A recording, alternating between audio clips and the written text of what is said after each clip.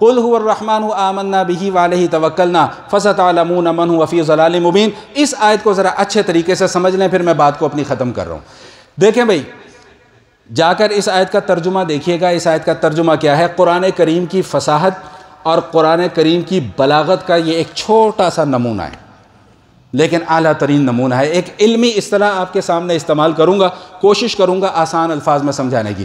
پہلے ترجمہ سماعت فرمائیں۔ ترجمہ کیا ہے؟ قل، آپ کہہ دیجئے، هو الرحمن، میرے ساتھ بولیں بھائی سب، وہ رحمان ہے، آمنا به، ہم اس پر ایمان لائے۔ ترجمے پر غور کیجئے گا، ترجمے پر غور کیجئے گا، ہم اس پر ایمان لائے۔ اگلا جملہ کیا ہے؟ وعلیہ توکلنا، اور اسی پر ہم نے بھروسہ کیا۔ ترجمے پہ غور کیا آپ نے؟ پہلے کیا تھا کہ آمنا بھی، اس پر ایمان لائے۔ اب کیا ترجمہ آ رہا ہے کہ اسی پر ہم نے، یعنی اسی پر بھروسہ کیا کا مطلب کسی اور پر بھروسہ۔ بھائی نقطہ سمجھ میں آیا؟ یہ ترجمہ جا کر دیکھ لیجئے گا، ہر جگہ یہی ترجمہ لکھا ہوگا۔ ایک مثال اور آپ کو دیتا ہوں۔ آپ کیا پڑھتے ہیں سورۃ الفاتحہ میں؟ ایاک نعبد و ایاک، بچپن سے کیا ترجمہ آپ نے اس کا یاد کیا ہوا ہے؟ اے اللہ تیری ہی عبادت کرتے ہیں اور تجھ ہی سے مدد مانگتے ہیں۔ یہاں تک مسئلہ سمجھ میں آ گیا؟ اب سمجھیے میں سمجھانا کیا چاہ رہا ہوں۔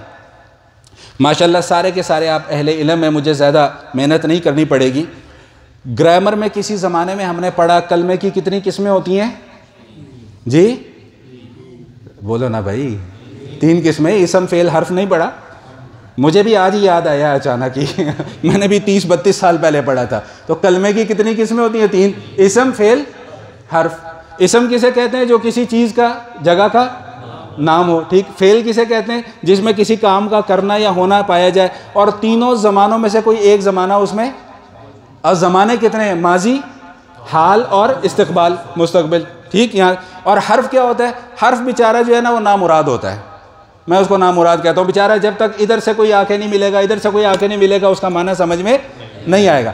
عربی گرامر کا ایک قاعدہ یہ ہے کہ پہلے فعل ہوتا ہے، پھر فاعل ہوتا ہے، پھر اس کا مفعول ہوتا ہے، تب جا کے ایک جملہ مکمل ہوتا ہے۔ اب سمجھیے گا، ذرا غور کیجیے گا۔ قل هو الرحمن آمنا به، آمنا فعل ہے، آمنا ماضی کا صیغہ ہے جمع کا۔ کیا معنی ہے اس کا؟ کہ ہم ایمان لائے۔ تو ایمان لانا ایک فعل ہے نا، تو فعل آ گیا، آمنا به اس کا مفعول آ گیا۔ کس پر ایمان لائے؟ اللہ پر، ٹھیک۔ بالکل اسی طرح توکلنا بھی ماضی کا صیغہ ہے، لیکن یہاں پر معاملہ الٹ ہو گیا، یہاں پر مفعول پہلے آ گیا اور فعل پیچھے چلا گیا۔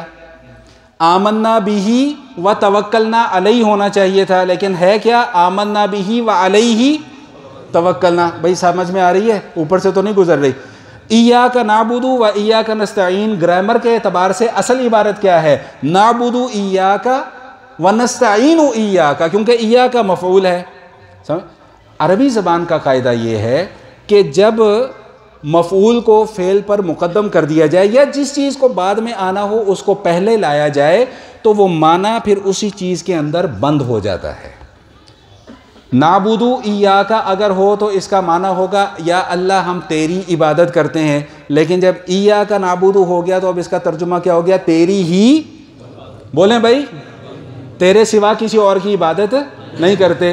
نستعین ایاک ہوگا تو ترجمہ کیا ہوگا؟ تجھ سے مدد مانگتے ہیں، لیکن ایاک نستعین ہو گیا تو ترجمہ کیا ہو گیا؟ تجھ ہی سے مدد مانگتے ہیں۔ یہاں تک بات میں سمجھانا جو اب چاہ رہا تھا وہ یہ کہ آمنا بھی فرمایا کہ بھئی ہم اللہ پر ایمان لائے، ادھر حصر کیوں نہیں آیا؟ وعلیہ توکلنا میں یہ معاملہ کیوں کیا؟ اس کی وجہ یہ ہے، علماء مفسرین نے بڑا خوبصورت نقطہ لکھا ہے، فرماتے ہیں اس کی وجہ یہ ہے کہ اللہ پر ایمان لانا صرف اللہ کی ذات کے اندر بند نہیں ہے۔ آپ حضرات بچپن سے پڑھتے چلے آ رہے ہیں، میرے ساتھ سب مل کر پڑھیے گا۔ آمنت باللہ، میں ایمان لایا اللہ پر، اور وملائی فرشتوں پر، اور کتبہ کتابوں پر، اور رسلہ رسولوں پر، اور والیوم آخری آخرت کے دن پر، اور والقدری خیرہ، اچھی اور بری تقدیر پر۔ تو ایمان صرف ایک اللہ کی ذات پر لانے سے مکمل نہیں ہوگا جب تک کہ ان ساری کی ساری چیزوں پر بھی ایمان نہیں ہوگا، لیکن توکل صرف اور صرف اللہ کی ذات پر کیا جا سکتا ہے، اللہ کی ذات کے علاوہ کسی اور پر نہیں کیا جا سکتا۔ کیوں؟ اس لیے کہ جو قدرت، جو طاقت، جو اختیار اللہ کے پاس ہے وہ مخلوق میں سے کسی اور کے پاس۔ شاید میں اپنی بات سمجھا پایا ہوں۔ ٹھیک، تو آیت کا معنی کیا ہو گیا؟ قُلْ هُوَ الرَّحْمَنُ آمَنَّا بِهِ وَعَلَيْهِ تَوَكَّلْنَا فَسَتَعْلَمُونَ مَنْ هُوَ فِي ضَلَالٍ مُبِينٍ۔ بھئی ان قریب پتہ لگ جائے گا کون کس کی کتنی گمراہی میں